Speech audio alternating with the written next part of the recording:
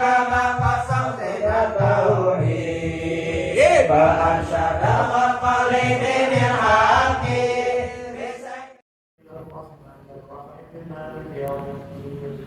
إياك نعبد وإياك نستعين اهدنا الصراط المستقيم صراط الذين أنعمت عليهم غير المغضوب عليهم ولا الضالين آمين. بسم الله الرحمن الرحيم. السلام عليكم ورحمة الله وبركاته.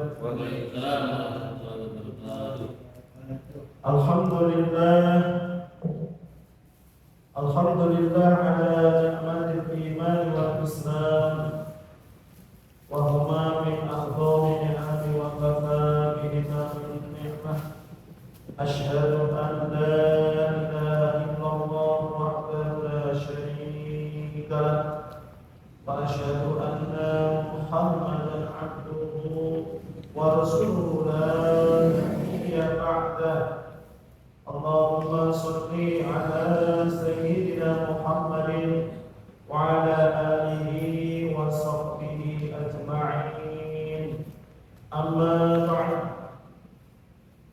Hadratul mukarramin yang kami hormati dan muliakan para ahli ulama, para asatidz, para sesepuh, khusus seluruh jajaran Dewan Pemakmuran Masjid Al-Islah yang kami hormati dan muliakan seluruh jamaah Masjid Al-Islah yang semuanya Allah berkahi kehidupannya, amin. Amin. Allah mudahkan segala urusannya, amin. Allah lancarkan rezekinya, amin. Allah jadikan keluarga yang sakinah mawaddah warahmah, amin. Dijadikan anak-anaknya anak-anak yang soleh-solehah, amin. Serta jauhkan dari segala macam bala, wabah, fitnah dan penyakit, amin ya rabbal alamin.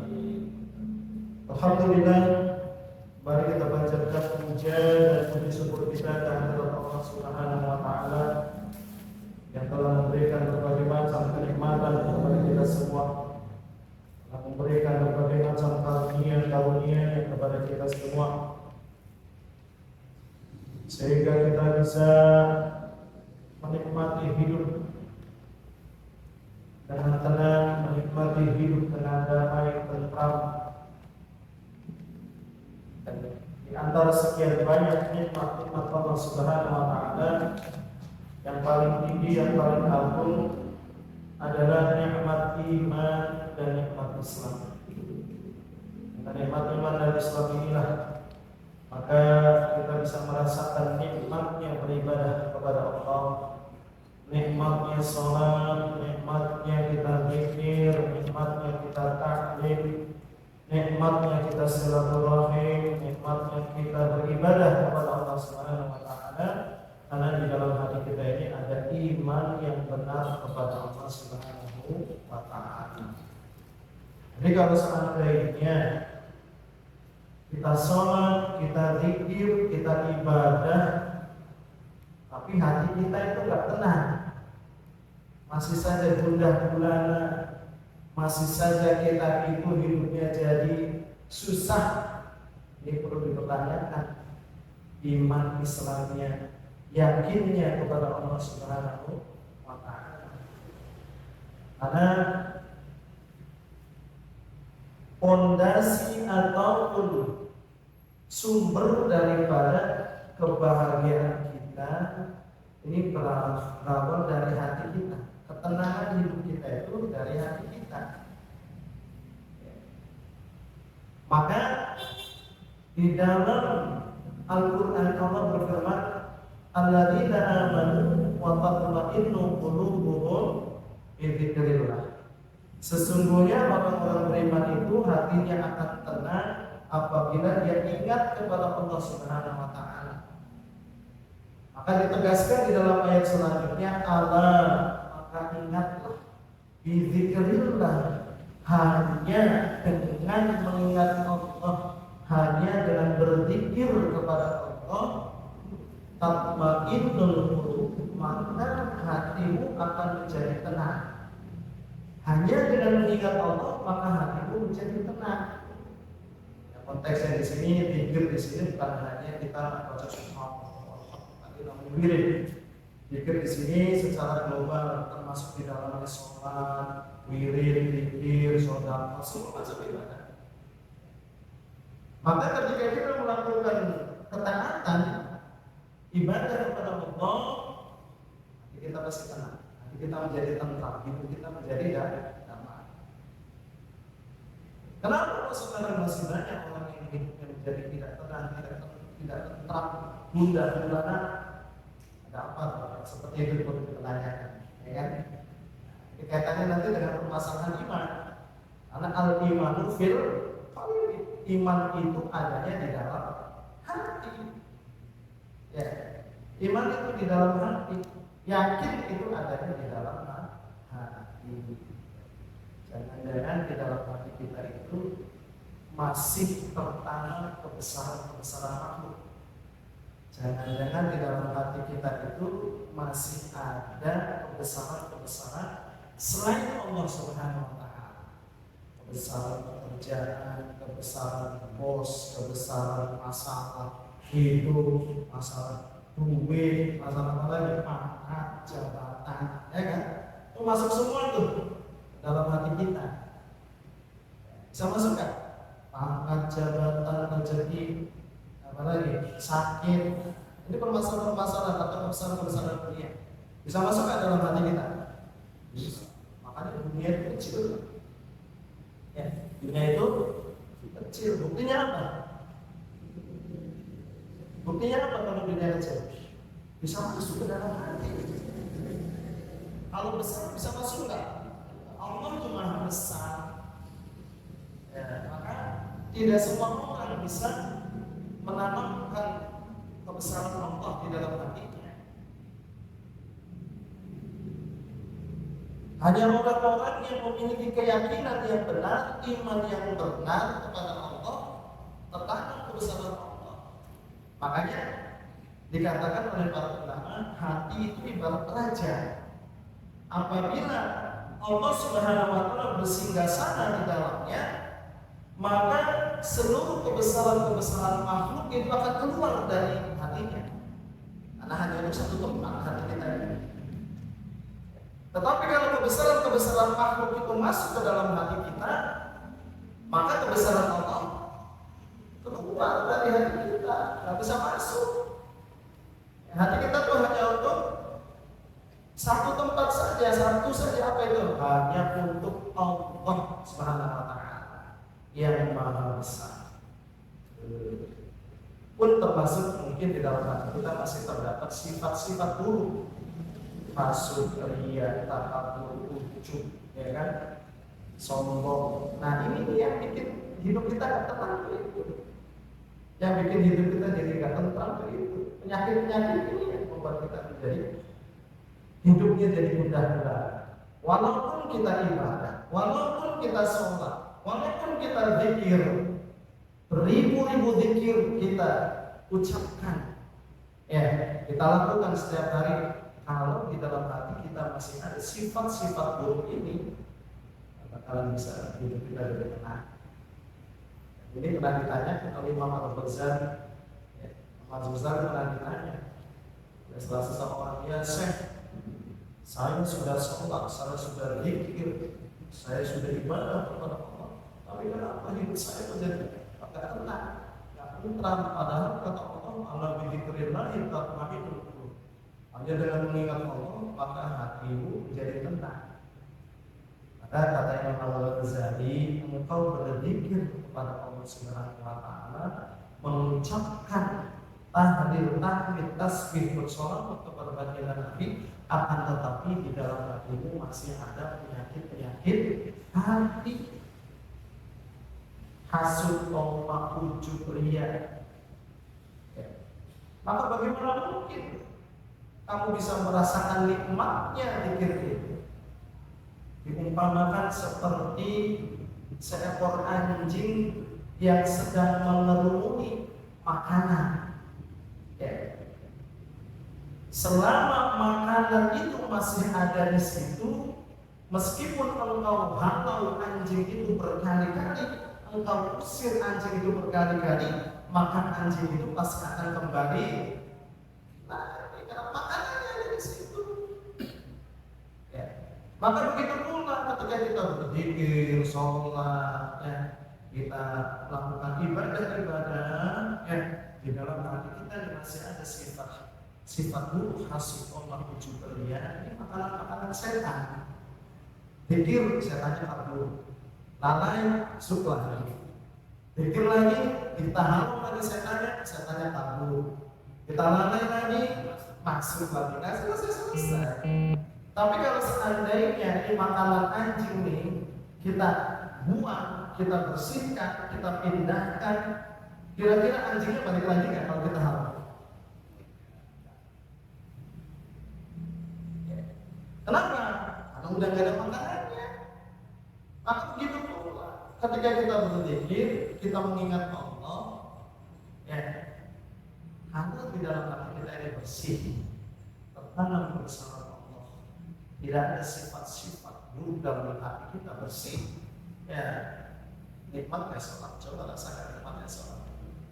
Kalau kita hati kita nggak ada yang namanya sifat iri, dengki, sombong, atau kebesaran-kebesaran makhluknya yang lain. Ya kan, hanya ada kebesaran Allah di dalam hati kita. Nangis pak sholat, bisa nangis. Ya, Masya Allah. Nah, kita sekarang belajar bagaimana kita memperbaiki iman kita, bagaimana kita memperbaiki hati kita, ya, bagaimana supaya kita tanamkan bersama Allah Subhanahu Wa Taala di dalam hati kita. Cukup hanya Allah Subhanahu Wa Taala saja yang ada di dalam hati kita. Besaran-besaran makhluk itu cukup di luar hati kita saja. Ya, besaran pangkat, jabatan, harta, kemewahan dunia, anak, istri, semuanya sudah di luar hati kita saja. Yang di dalam hati kita hanya kebesaran dan keagungan Allah Subhanahu wa Ta'ala. Bagaimana cara kita menanamkannya? Yuk kita sama kita belajar. Kita lanjutkan kajian kita masih membahas kitab Tauhid, ya. Kita masih berbuat tentang al-ilahiyat, pembahasan tentang sifat-sifat Allah Subhanahu wa Ta'ala, sifat-sifat ketuhanan. Pada pertemuan yang baru kita sudah membahas pada topik yang ke-31, ya. Hayyun alimun qadirun muridu sami' basirun ma yasha yuridu mutalimun summa sifatul dhati laisa bi ghairi aw bi 'aini dhati fa qudratun bi mumkin ta'ala qasbil tanahi ma bi ta'ala qaswa wardatan aw jiblaha wa misruhi iradatu wa ilmuhati amati.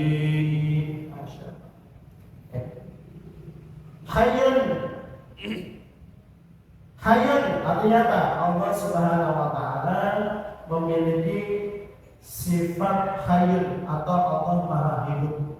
Alimun, Allah memiliki atau memiliki sifat Maha Mengetahui. Qadirun, apa artinya qadirun?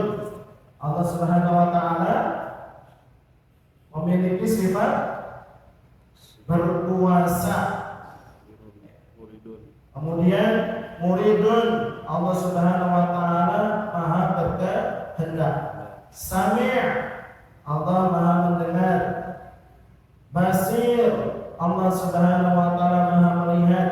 Ma yasha yuridu, ma yasha dan apa saja, yuridu apa yang dia inginkan maka dia menghendaki.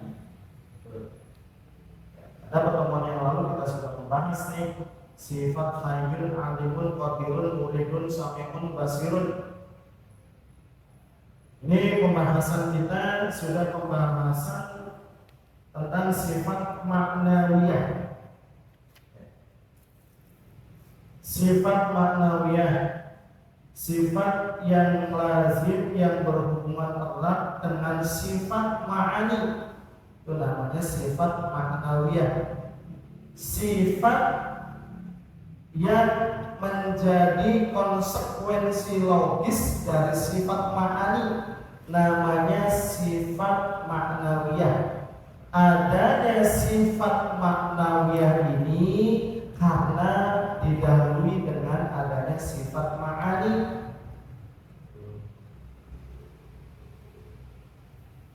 Sifat yang lazim yang berhubungan erat dengan sifat ma'ani. Jadi jika ada sifat qudrah kaunuhu, maka pasti ada namanya sifat qadirah. Kalau ada sifat iradah kaunuhu, maka pasti ada namanya sifat muridan. Karena kita sudah bahas tentang ya, ada persamaan dan ada perbedaan antara sifat ma'ani dan ma'nawiyah ini.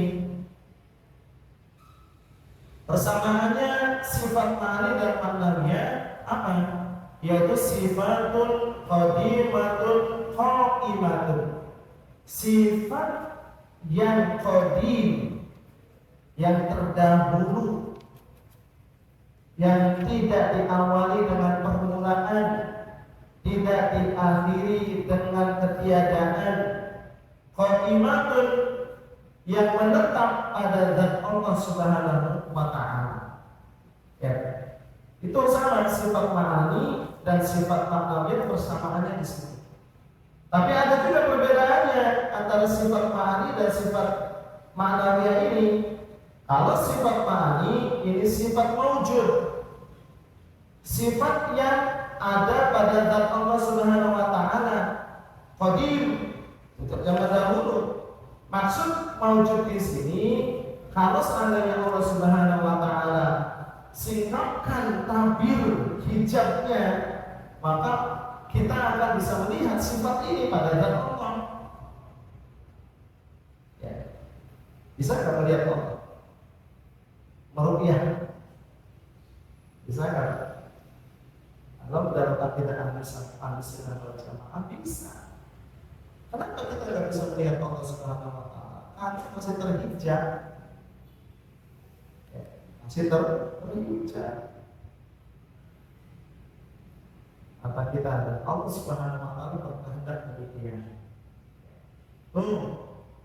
Nah, apa perbedaannya dengan sifat ma'nawiyah? Kalau sifat ma'nawiyah ini adalah sifat yang tidak masuk kepada sifat maujud. Akan tetapi juga bukan berarti tidak ada masuknya kepada ahwal, ya, hal, yaitu sifat yang tidak sampai kepada level ada, tapi tidak juga kepada level tiada atau maklumat, tengah-tengah antara ada dan tidak ada, antara ada dan tiada. Seperti itu. Masya Allah. Contoh qudrah. Ini maujud, terlihat. Sifat qudrah itu terlihat. Apa? Ada pada zat Allah. Nah, qadirun, sifat ma'nawiyahnya, maka tidak menjadi, tapi tengah-tengah antara maujud dan ghairu maujud. Masya Allah, bisa dipahami tidak? Pada pertemuan yang lalu kita sudah bahas ya, berkaitan tentang apa bedanya antara sifat ma'ani dan ma'nawiyah. Sifat ma'ani, sifat yang menetap pada zat Allah Subhanahu wa ta'ala, yang melahirkan suatu hukum, namanya sifat ma'ani. Kalau sifat ma'nawiyah sifat yang melazimi dari sifat ma'ani. Ya, artinya sifat kalau sifat ma'ani ada berapa sifat ma'ani? Qudrah, iradah, ilmu, khaliyah, sama, basar, hal. 7. Namanya sifat ma'ani. Ya. Kalau sifat ma'nawiyah 7 juga sama.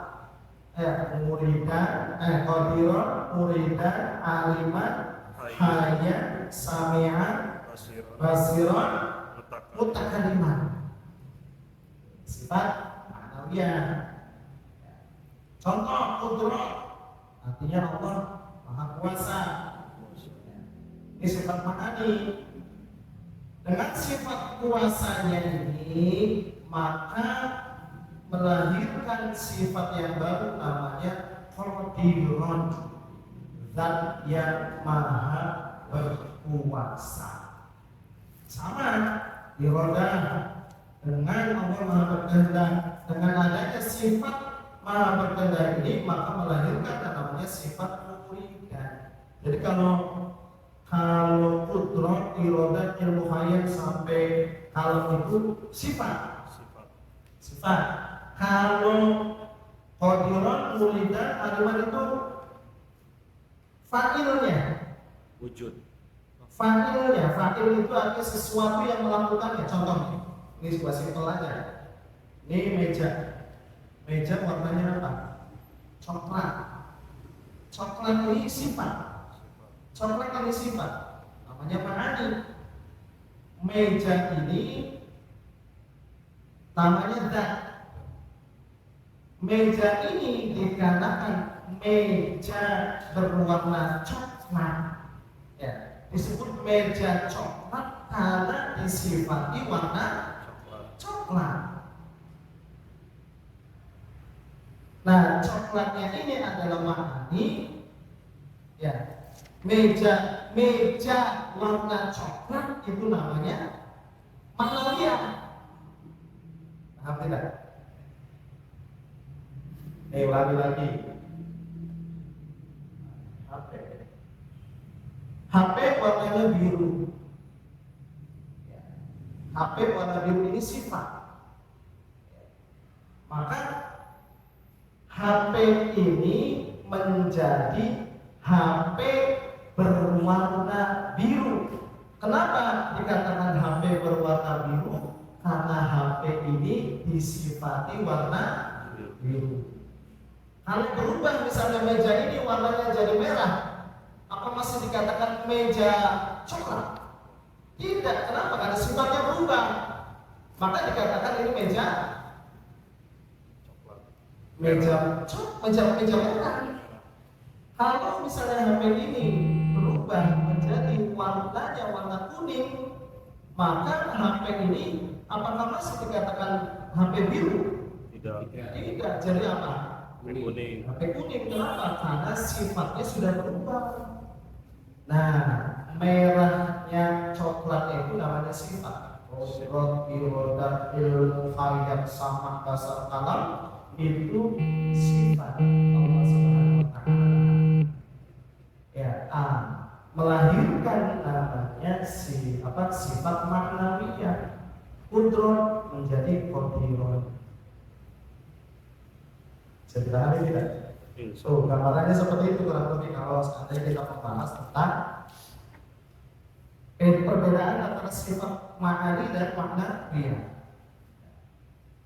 Pak Imam memukul orang, ya. Kemudian Pak Imam ini mampu tidak memukul penjahat. Nah, beliau ini saya buat Pak Rino mampu tidak memukul orang, mampu pelatih karate, ya kan? Mampu tidak mampu. Nah, kemudian beliau memukul penjahat, maling motor dipukul sama beliau. Kenapa? Karena melawan. Maka berkesimpulan bahwasanya Pak Rino ini adalah orang yang berkuasa memukul.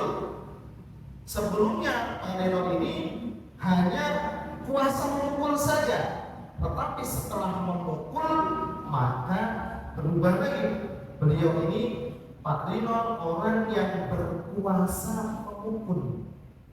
Jadi ketika Pak Rino ini belum memukul masih sifat, mampu tidak mampu. Tapi setelah sudah memukul penjahat, maka beliau berubah menjadi orang yang berkuasa memukul. Sudah terbukti, sudah menjadi fakir. Begitu Allah Subhanahu wa Ta'ala. Allah mampu menciptakan alam raya dengan sifat kudrat irodatnya, ya, ilmunya semua Allah mampu. Ya. Nah sekarang alam raya ini sudah ada belum? Sudah ada belum? Ada, sudah nampak. miliaran tahun mungkin. Maka Allah Subhanahu wa taala memiliki sifat maknawiyah. Allah memiliki sifat qudrat dari qadiran, muridan, aliman, ayat sama. Ya, Betul ya. Ma'ani supaya menjadi manawiyah harus ada bukti dulu. Iya. Gitu. Karena kan fa'il kan harus berbuat dulu. Baru yang memiliki sifat itu. Makanya adanya sifat maknawiyah ini karena diawali dengan sifat ma'ani. Saya pahami. Ini belajar ilmu kalam, belajar tentang sifat Allah supaya jangan sampai salah paham kita ya. Di dalam Al-Qur'an 32 diawali dengan mutkalimun thumma sifatul dzati laisat bi ghairi aw bi ainil dzati. Dijelaskan di sini mutkalimun karena Allah Subhanahu wa taala memiliki sifat kalam, maka Allah Subhanahu wa taala mutakan limun atau mutakan iman.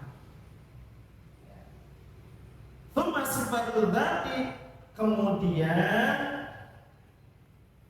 ini adalah sifat dzati laisat bi ghairi, yaitu di sini maksudnya kalam ini bukanlah berupa laisat ghairi, bukan zat, au bi ghairi dzati, ataupun inti dari zat. Sifat ma'ani ini bukan zat dan juga bukan inti daripada zat.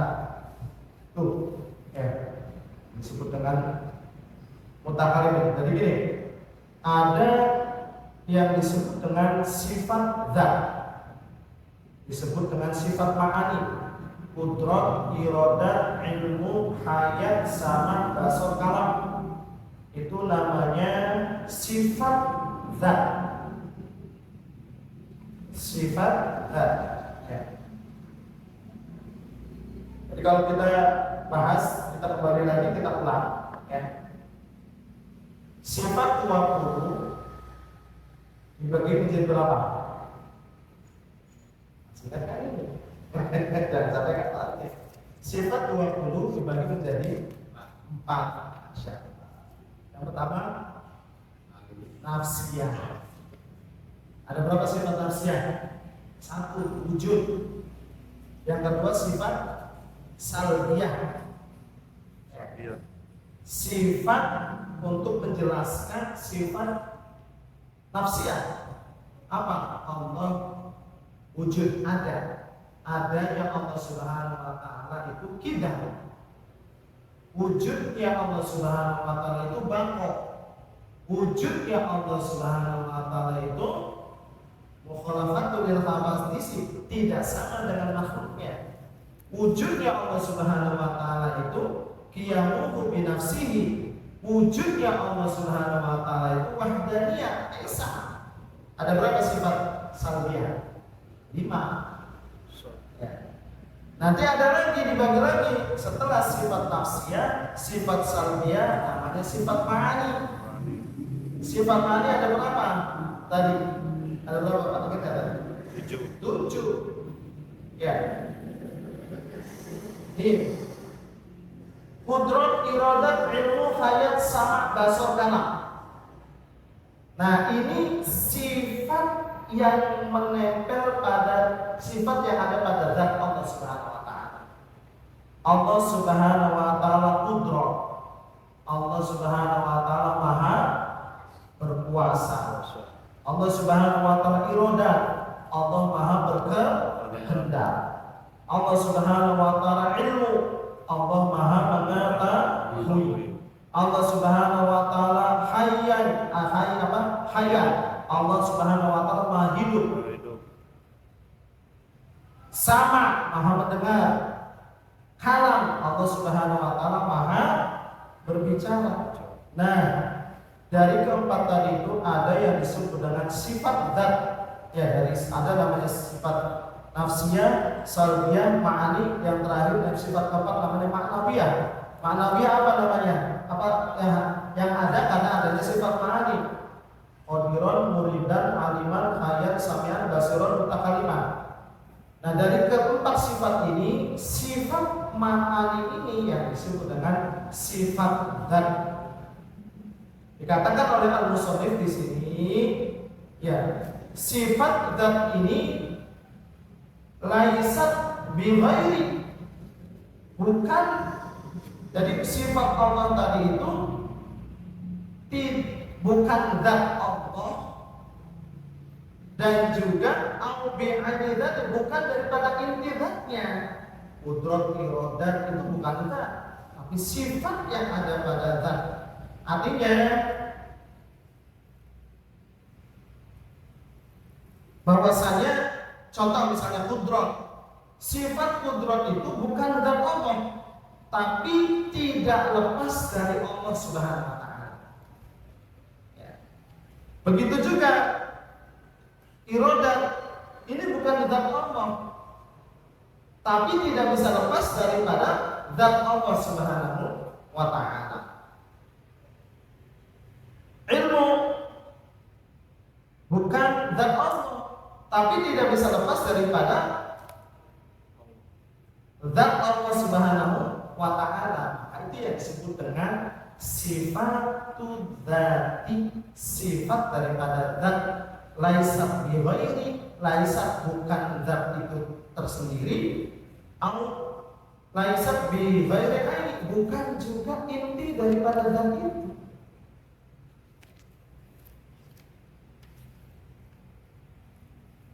Saya kasih gambar contoh. Manis. Manis itu bukan gula. Tapi manis itu tidak lepas dari gula. Paham tidak? Manis itu bukan gula. Tapi manis itu tidak bisa lepas dari gula. Kudrat itu bukan zat Allah, tapi tidak bisa lepas daripada zat Allah. Itu namanya sifatu zat. Ya. Contoh lagi apa? Nah, sekarang bapak-bapak di sini lagi iktikaf. Ya, yang namanya iktikaf di mana? Di masjid. Ya, kalau di rumah namanya istrikaf. Istrikaf namanya. Kenapa? Karena nemenin istrimu. Istrikaf istilah. Jadi yang namanya iktikaf itu pasti di masjid atau di mushola. Iktikaf itu bukan masjid, tapi iktikaf itu tidak bisa lepas dari masjid. Maka jangan sampai kita bertanya, saya mau iktikaf, tanya iktikaf di mana? Nanti pertanyaan yang sama seperti itu. Kalau iktikaf sudah pasti di masjid, nggak mungkin iktikaf di rumah atau di pos ronda. Mungkin atau di kafe. Ayo. Tapi ada musolanya.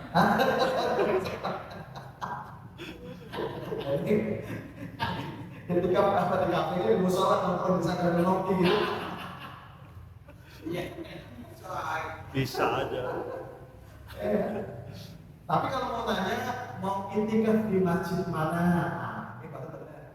Karena dia udah tahu kalau namanya iktikaf identik dengan masjid. Tapi kan bukan masjid iktikaf itu, ya kan?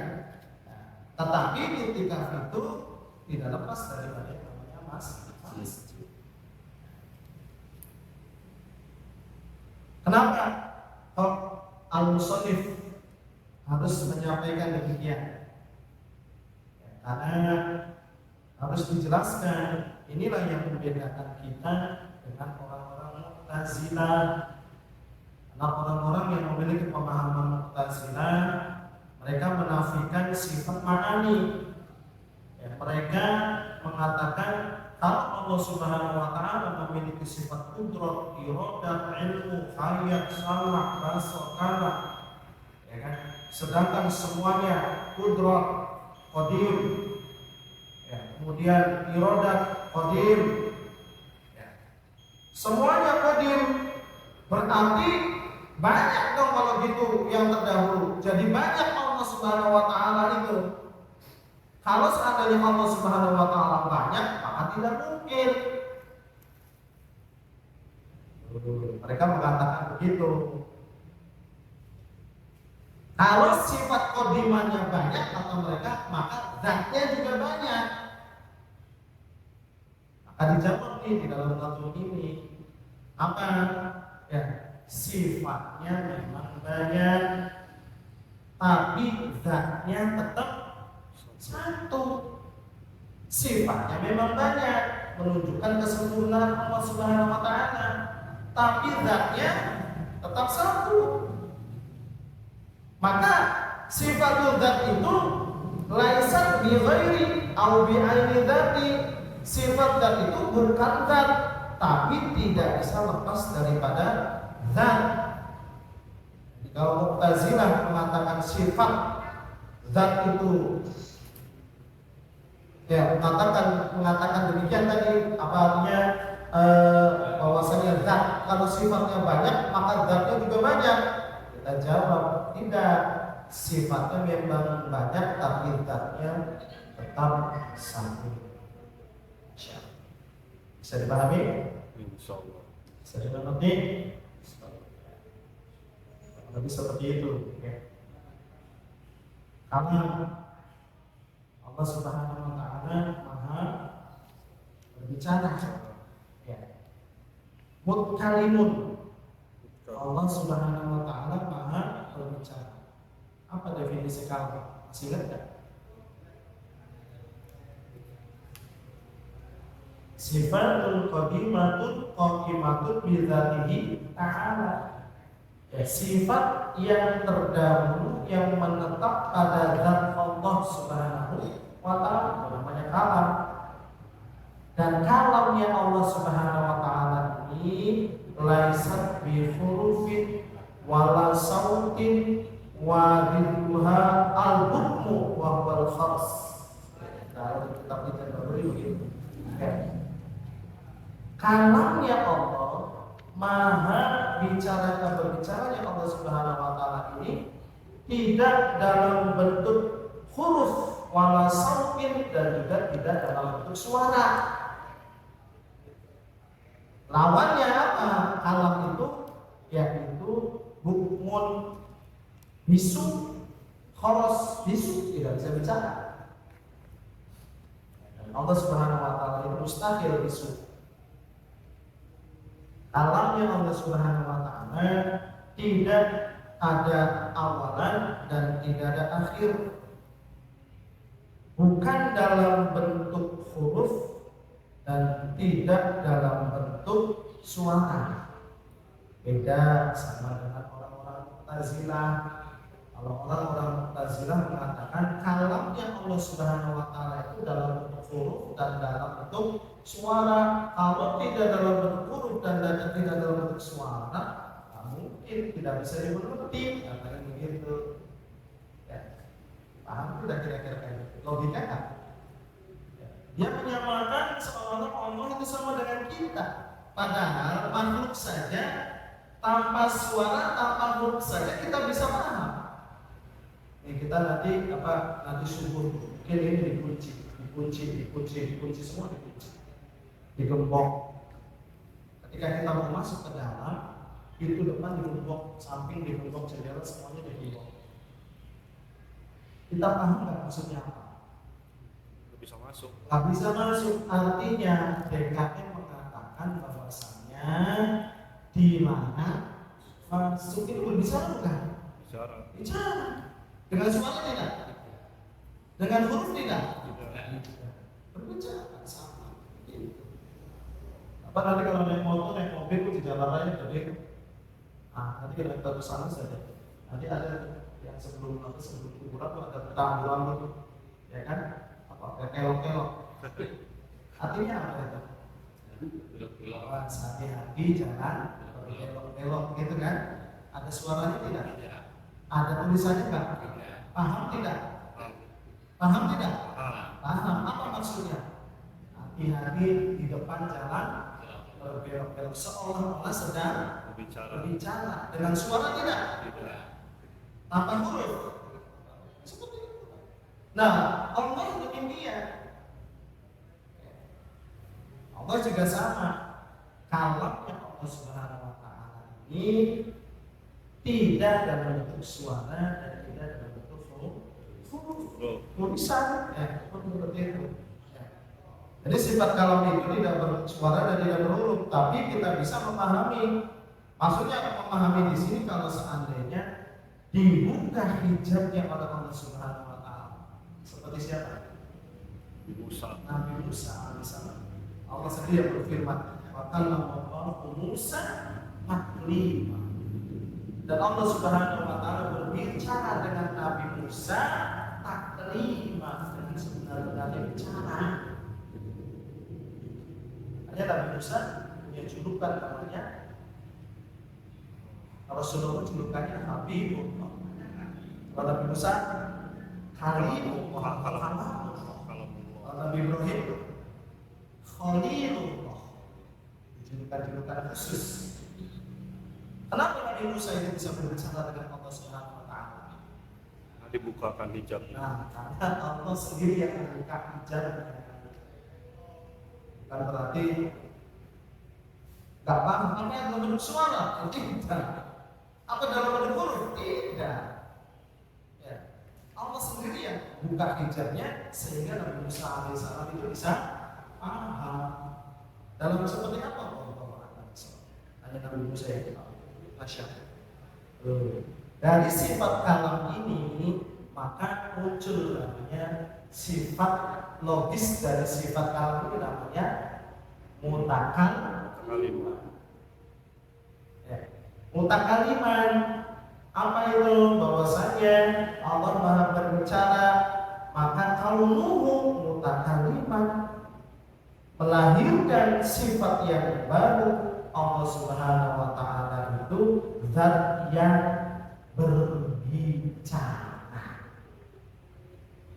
Sebenarnya bedanya antara sifat ma'ani dengan sifat ma'nawiyah.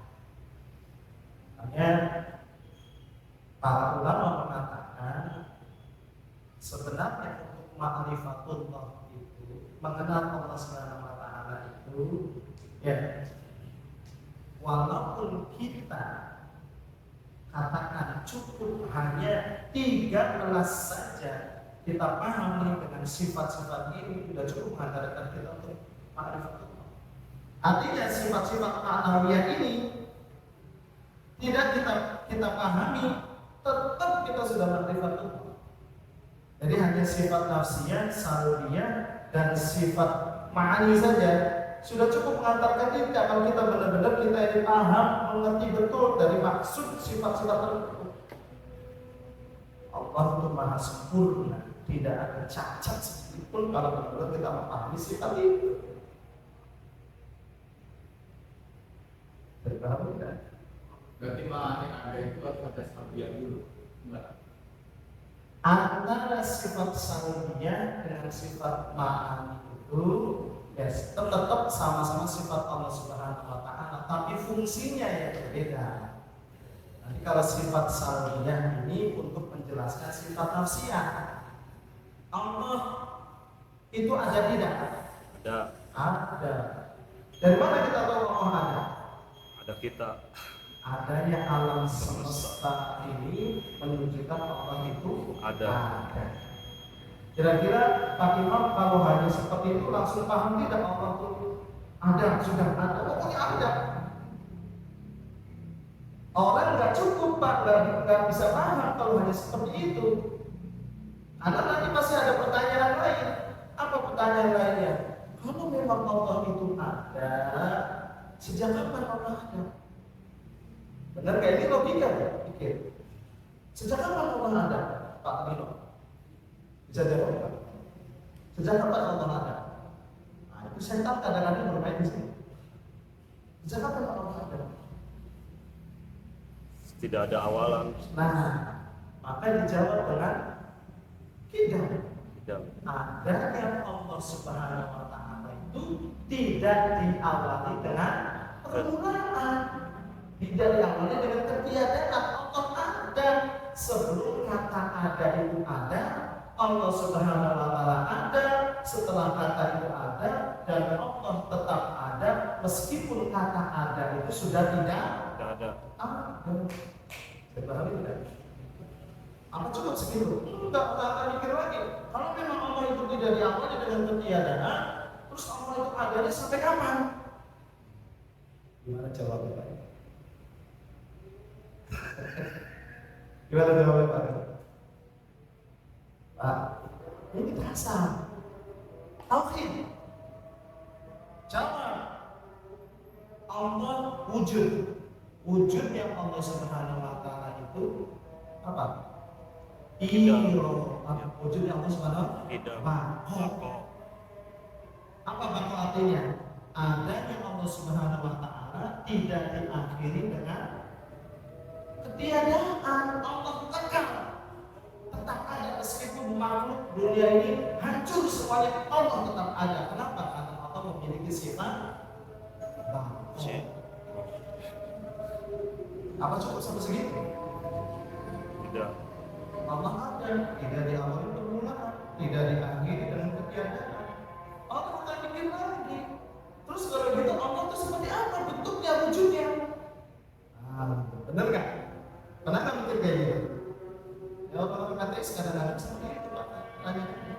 Kalau begitu Allah itu seperti apa bentuknya, wujudnya? Masa kita menyembah Tuhan yang tidak berwujud? Masa kita tidak mengetahui kalau memang ada yang menciptakan, kalau memang kekal? Terus seperti apa wujudnya? Segala sesuatu kan pasti ada wujudnya. Kan begitu. Jawabnya gimana?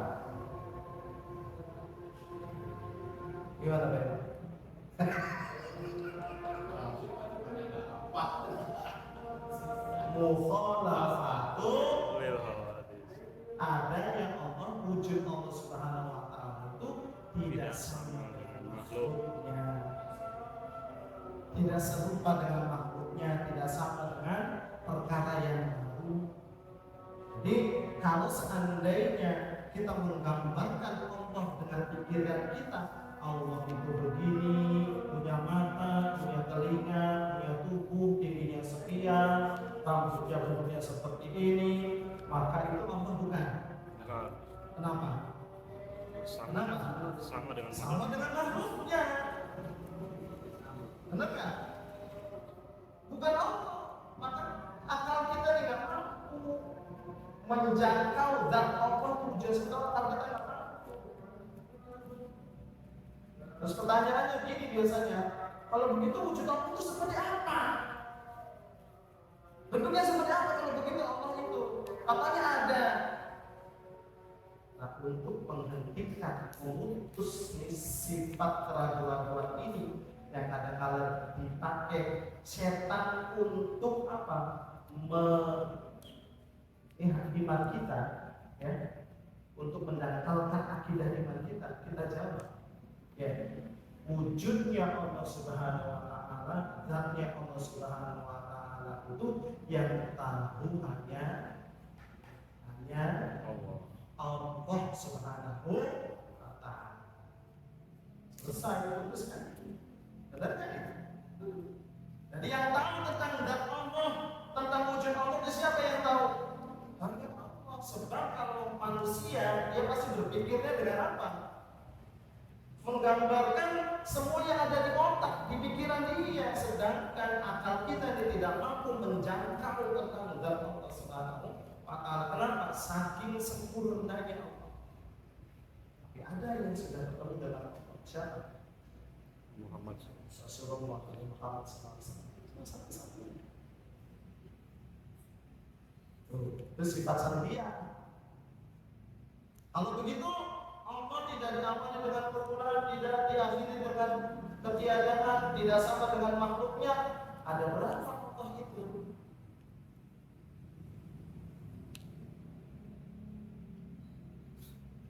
Jawabannya gimana? Ada berapa Allah itu? Masya Allah, satu hebat. Gimana? Jawab. Wujudnya Allah Subhanahu wa taala itu qiyamuhu wahda. Iya, sudah. Allah berdiri sendiri, Dia umum. Allah Subhanahu wa Ta'ala Maha Esa, Maha Tunggal, tidak terbilang, tidak punya anak, dan tidak diperanakan. Kita baru memahami sifat Allah berapa? Memahami sifat Allah berapa kali? Sifat asya, satu wujud, dan sifat salbiyah. Tidak aku mukhalafatu bil hawadisi yang binafsi. Wah, tidak aku mukhalafatu bil hawadisi yang binafsi wahdaniyah. 5 ditambah 1 wujud. Jadi berapa? Akan saya tanya, ketika kita bisa memahami sifat-sifat tadi, mengerti betul-betul dengan sifat salbiyah dan sifat nafsiyah tadi, sudah bisa menggambarkan tentang zat Allah tidak? Seperti apa? Sudah bisa menggambarkan tidak seperti apa zat Allah? Sempurnanya Allah.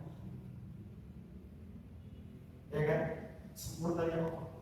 Baru kita pahami, tenang saja kita sudah menggambarkan ternyata Allah itu maha sempurna. Itu baru kita tahu baru betul Allah itu bisa apa sih? Ya. Maka dijelaskan dengan sifat maha.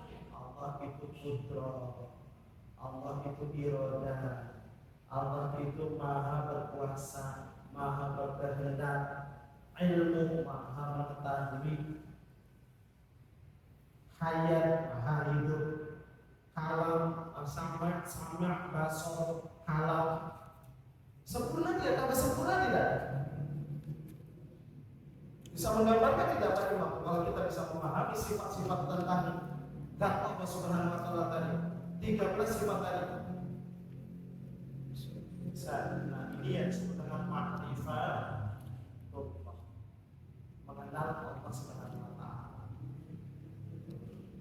Bisa menggambarkan bagaimana hebatnya Allah Subhanahu wa Ta'ala. Betul kan?